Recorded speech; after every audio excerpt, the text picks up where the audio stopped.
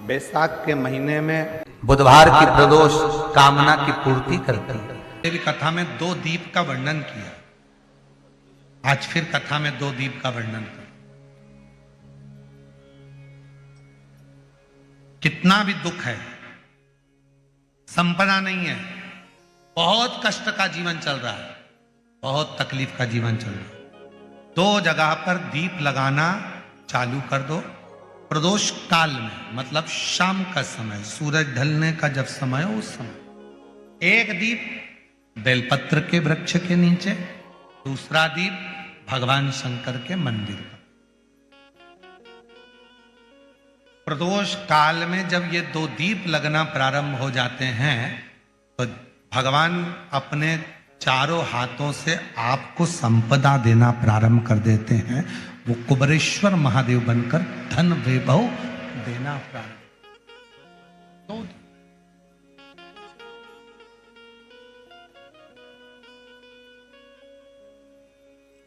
और दोनों दीप फूल बत्ती के होना चाहिए, लंबी बत्ती के नहीं। एक लंबी बत्ती होती है, एक गोल बत्ती होती है, फूल बत्ती। दोनों दीप फूल बत्ती। मां सती ने जब भगवान शंकर के लिए आराधना साधना करी थी और भगवान भोलेनाथ जी से वर प्राप्त करा था, तो माता सती ने भी ये साधना ऐसे ही करी और माता सती को शिव मिले थे। प्रदोष काल का दीप, प्रदोष काल की आराधना, प्रदोष काल की साधना और प्रदोष काल में परमात्मा का लिया गया नाम हमारे करोड़ों करोड़ों करोड़ों करोड़ों पुण्य को प्रबल कर देता है और हमारे पाप को छिन्न कर देता है। हमारे पाप। किसी व्यक्ति ने अपनी जिंदगी में एक नियम बना लिया कि मुझे प्रदोष के दिन बाबा देवाधिदेव महादेव को एक कमल का पुष्प चढ़ाना। और कई मौसम ऐसा होता है कि उसमें कमल का पुष्प नहीं मिलता तो कमल गट्टा बाजार में मिलता है, देखा है आप लोगों ने, काला कलर का होता है कमल गट्टा। एक कमल का गट्टा भी यदि देवाधिदेव महादेव को, यदि कोई कितना भी दरिद्र है, कितना भी गरीब है,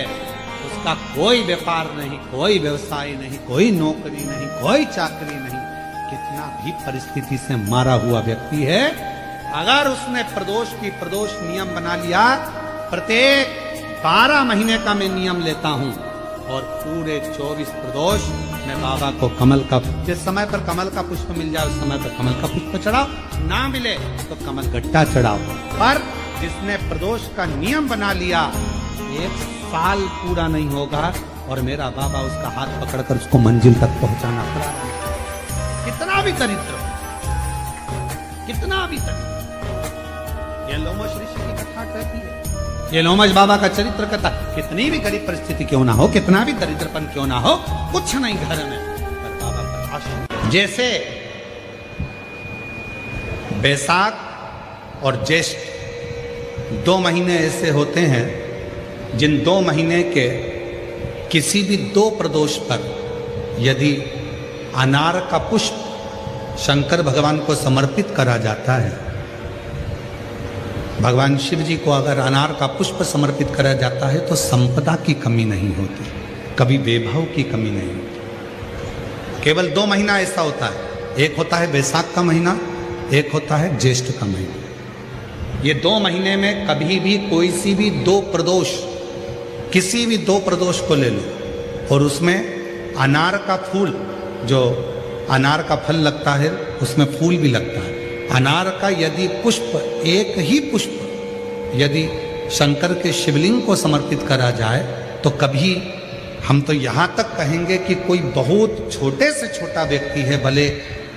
हाथ गाड़ी चला रहा है, ठेला गाड़ी चला रहा है, रिक्शा चला रहा है, उसके पास धन नहीं है, बहुत कमज़ोर है, पैसा नहीं है, बहुत तकलीफ में है, बहुत दुखी है, तो हम तो उससे कहेंगे कि या तो बैसाख के महीने में या ज्येष्ठ के महीने में कोई भी 2 प्रदोष को अनार का पुष्प यदि वो समर्पित कर देता है तो निश्चित है उसके घर में वैभव संपदा बढ़ना प्रारंभ हो जाती है, कार्य में उन्नति है। एक पत्र है, अच्छा है। बैसाख महीने में जो प्रदोष आती है बैसाख के महीने में, बहुत ध्यान से सुनना भाई, जो अपनी जिंदगी से बहुत तंग आ गए हो, परेशान हो गए हो, कष्टमय जीवन जी रहे हो, बहुत दुखी हो गए हो, उनके लिए ये स्कंद पुराण का चरित्र फिर मिले ना मिले, आप प्रेम से सुन लो भाव से। पहला, बैसाख महीने की प्रदोष, चाहे वो शनिचरी प्रदोष हो, चाहे रविवार की हो, सोमवार की हो, मंगल की हो, बुधवार की हो, गुरुवार की हो, शुक्रवार की हो, शनिवार की हो, कोई भी वार की हो, पर बैसाख महीने की प्रदोष, प्रदोष काल में शाम का समय सूर्य डूब रहा हो, बस डूबा ही हो, और उस समय पर सूर्य के डूबन के तुरंत बाद बाबा को धतूरे के साथ में बेलपत्री ना चढ़ाते हुए बेलपत्री के वृक्ष के 7 कांटे बाबा के शिवलिंग पर समर्पित करे जाते हैं महाराज, अपनी जिंदगी में अड़चनों को हटाने के लिए। फिर आप जिस व्यापार में उतरे, जिस व्यवसाय में उतरे, जिस नौकरी में उतरे, आप दिल से करें, आपको तरक्की मिलेगी। आप हार नहीं सकते, नीचे नहीं आ सकते, उन्नति पर ही चढ़ेंगे। एक वैशाख मास की शादी के हो गए 40 वर्ष, शादी के हो गए और औलाद है ही नहीं, डॉक्टर ने भी हाथ, तब आखिरी में एक काम चालू करो, प्रदोष का दिन दोनों पति पत्नी व्रत चालू कर दो प्रदोष का, और प्रदोष काल में शाम के समय जाकर एक ही दिए में 2 लंबी बाती जानते हो ना, रुई की लंबी कपास की बाती, दोनों बाती एक ही दिए में रखकर पति पत्नी दोनों उसको प्रज्वलित करना प्रारंभ करें, बाबा संतान देकर ही रहेगा, औलाद आएगी ही। कनेर के पुष्प एक बेलपत्र में रखकर नंदीश्वर के पास में बैठकर श्री शिवाय नमस्तुभ्यम बोलकर अशोक सुंदरी वाली जगह पर स्पर्श कराकर भगवान शंकर पर 7 फूल के साथ बेलपत्री की डंडी अशोक सुंदरी की साइड हो, ऐसा स्मरण करते हुए शिव को समर्पित कर दे। वही बेलपत्री 5 बार नमः शिवाय या पंचाक्षर मंत्र, षडाक्षर मंत्र या श्री शिवाय नमस्तुभ्यम बोलकर वही बेलपत्री 3 प्रदोष, 4 प्रदोष, 5 प्रदोष, 2 प्रदोष, जितने प्रदोष आप चढ़ा रहे हैं प्रदोष काल में, वो बेलपत्री लाकर अपने कक्ष में अपने पूजन वाली स्थान पर रखते जाओ। एक बेलपत्री एक प्रदोष पर लाओगे, अगला प्रदोष आएगा, कितना अंतर पड़ता है आपके भाग्य बदलने में, आपको खुद मालूम पड़ जाएगा कि आपकी किस्मत कैसे बदल रही। मेहनत आपको करना है, श्रम आपको करना है, आपको लगाना है, और बेलपत्री और कनेर का पुष्प शिव को चालू करो प्रदोष चढ़ाना। एक चंद्रमौलेश्वर महादेव का नाम लेकर एक चावल का दाना भी सुख देता। और मेरी जीजियां याद रखें, मेरी जीजियों से निवेदन है,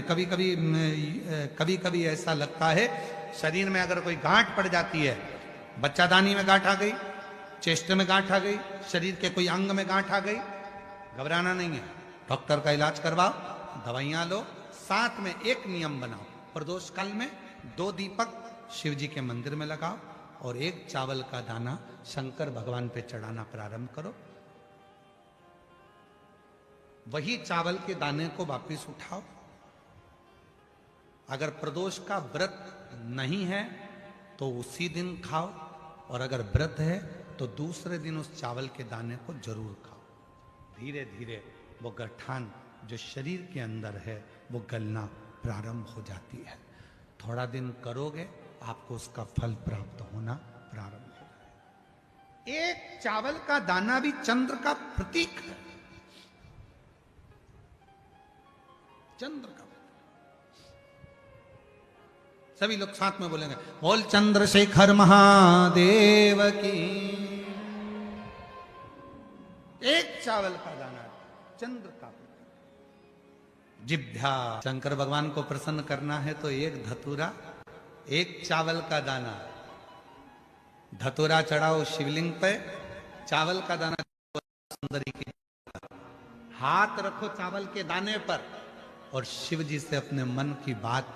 प्रदोष के दिन, प्रदोष काल में शाम के समय चंद्रमौलेश्वर महादेव का नाम लेकर कह दो। 3 महीना तो जाने दो, 3 दिन में वो बाबा मुराद पूर्ण करना प्रारंभ कर दे।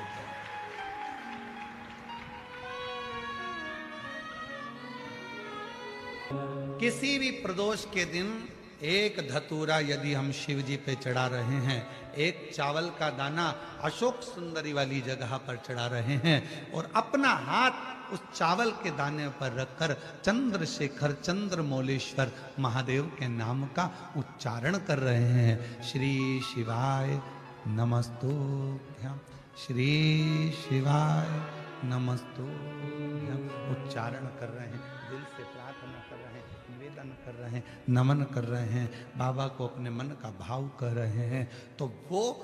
3 महीना तो बहुत दूर है, मेरे बाबा ने अगर कृपा करी तो 3 महीने में मेरा बाबा करुणा करना, दया करना प्रारंभ कर दे। किसी भी प्रदोष के दिन एक धतूरा यदि हम शिव जी पे चढ़ा रहे हैं, एक चावल का दाना अशोक सुंदरी वाली जगह पर चढ़ा रहे हैं और अपना हाथ उस चावल के दाने पर रखकर चंद्रशेखर चंद्रमौलेश्वर महादेव के नाम का उच्चारण कर रहे हैं। श्री शिवाय नमस्तुभ्यं, श्री शिवाय नमस्तुभ्यं उच्चारण कर रहे हैं, दिल से प्रार्थना कर रहे हैं, निवेदन कर रहे हैं, नमन कर रहे हैं, बाबा को अपने मन का भाव कर रहे हैं। तो वो 3 महीना तो बहुत दूर है, मेरे बाबा ने अगर कृपा करी तो 3 महीने में मेरा बाबा करुणा करना, दया करना प्रारंभ कर दे। 3 चंद्रशेखर कथा सुनो, कथा की आरती हो, प्रणाम करना, रज को अपने मस्तक से लगाना, विनय करना। बाबा बहुत दुखी हूं, मेरे कालाधिपति महाकाल, हे मेरे चंद्रशेखर महादेव, हे मेरे सोमनाथ, हे मेरे मल्लिकार्जुन, बहुत दुखी हूं। मैंने सुना है तेरे दरबार में आया कभी कोई खाली ना गया। मेरे महाकाल, दुनिया के दुख को हरने वाले मेरे दुखड़े को भी दूर कर दे, मुझे तेरी कृपा की दृष्टि कर दे, कृपा की दृष्टि, कृपा की। प्रदोष के समय पर अगर मान लो कोई भिखारी से भिखारी व्यक्ति भी है जो ठेला चला रहा है, उसके पास में खाने के लिए कुछ नहीं है, फटे कपड़े पहन रहा है, उसकी जिंदगी में कुछ भी नहीं बचा और कर्जे में लदालूम हो गया, एक चावल का दाना अगर वो प्रदोष के दिन, प्रदोष काल में शाम के समय पर शंकर के शिवलिंग पर चढ़ा देता है तो 3 या 4 प्रदोष में उसका कर्जा चूकना प्रारंभ हो जाता है। प्रदोष का विधान। प्रदोष, शिवरात्रि, सोमवार की अष्टमी, ये वो तिथियां हैं, ये वो वार हैं। अगर कोई भूल से भी शंकर भगवान के शिवलिंग का निर्माण करता है या अपने घर में रखे हुए शिवलिंग पर शमी पत्र को समर्पित कर देता है तो जिंदगी में उसका बाल बांका हो ही नहीं सकता है। प्रदोष के शमी पत्र में बल होता है, प्रदोष के शमी पत्र में। कभी आपको ऐसा लगे कि मेरे घर में बहुत ज्यादा मात्रा में क्लेश रहता है, बहुत झगड़ा, परिवार में विवाद, तो प्रयास करा करो जब आप देवादिदेव महादेव को जल चढ़ाने के लिए जाएं और प्रदोष का यदि दिन हो या महीने की शिवरात्रि हो या प्रदोष का दिन हो तो उंगली में ही भले एक उंगली में जरा सा शहद लगा कर ले जाओ और अशोक सुंदरी वाली जगह पर और शिवलिंग पर उस शहद को लगाकर जल चढ़ाने का प्रयास करो। आप दो प्रदोष या 2 महीने की शिवरात्रि अगर आपने कर ली, अपने आप आपके घर में क्लेश समाप्त होता चले जाएगा, शांति बनना प्रारंभ हो जाएगा। शहद में वो फल है, मधु में वो फल है। प्रदोष के दिन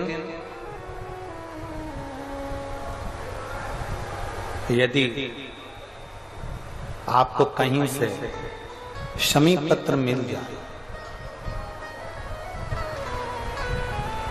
प्रदोष के दिन यदि कहीं से आपको शमी पत्र मिल जाए और प्रदोष काल में,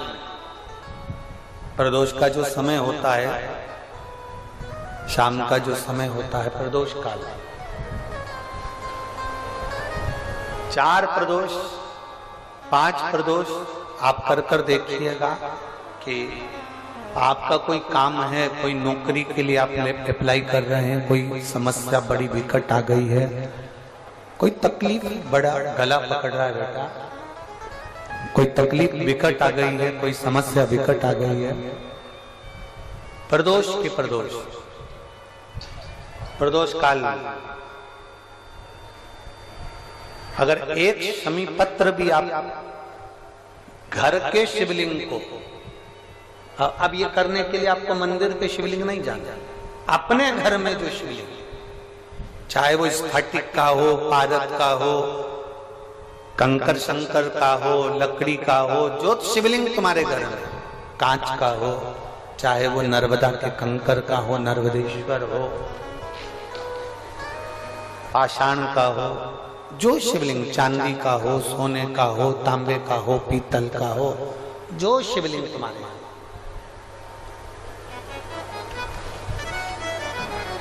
एक शमी पत्र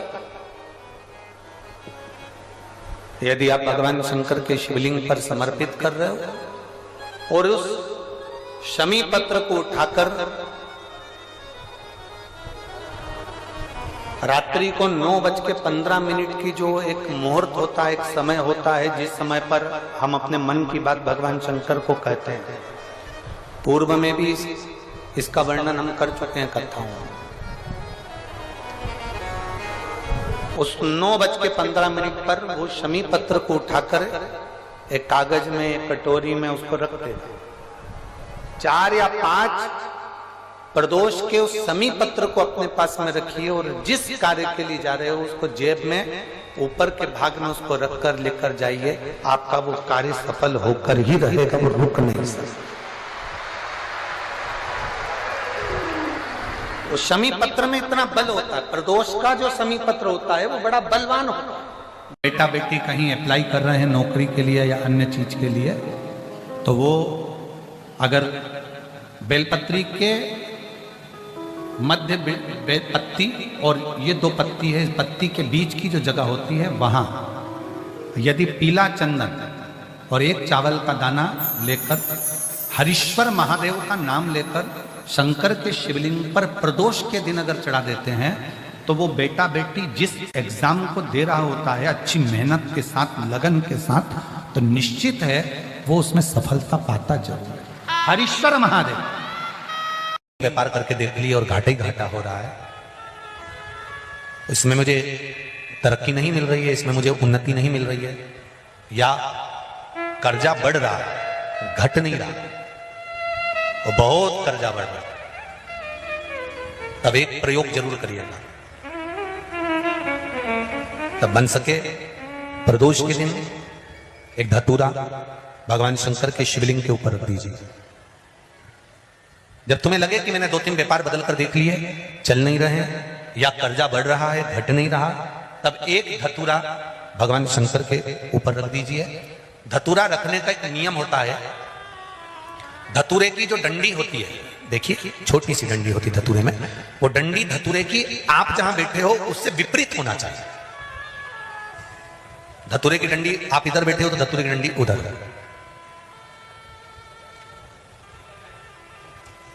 अपने को लग रहा है कि व्यापार मैंने बदल लिया, 2 बार 4 बार 6 बार व्यापार बदल के देख लिया और कर्जा बढ़ रहा है, पर व्यापार भी नहीं चल रहा। फैक्ट्री डाली वो भी बंद हो गई, दुकान डाली वो भी बंद हो गई, कुछ काम करा वो भी बंद हो गया, जहां संबंध के लिए जाते हैं संबंध नहीं होता है, बेटा बेटी बड़े हो गए, उनका कहीं जम नहीं रहा, बहुत प्रयास करके देख लिया पर हो नहीं रहा। तो प्रदोष के दिन धतूरे को रखिए पर डंडी विपरीत दिशा की ओर हो और 1 लोटा जल धीरे धीरे उसी धतूरे के ऊपर आप चढ़ाना प्रारंभ कर दीजिए जो शिवलिंग के ऊपर रखा हुआ है। महाराज हाटकेश्वर महादेव का नाम लेते, कौन से महादेव? जम के बोलो जरा। हाटकेश्वर महादेव का नाम लेकर जो जल समर्पित करा जाता है और उस जल को समर्पित करने के बाद उसी धतूरे को वापस घर में ले आया जाता है, वापस लिया। उसके बाद तुम जिस कार्य में हाथ डालोगे और जो कार्य करना चाहोगे उसमें सफलता मिलना चालू हो जाएगी और कर्जा भी धीरे धीरे चूकना प्रारंभ हो जाएगा। संबंध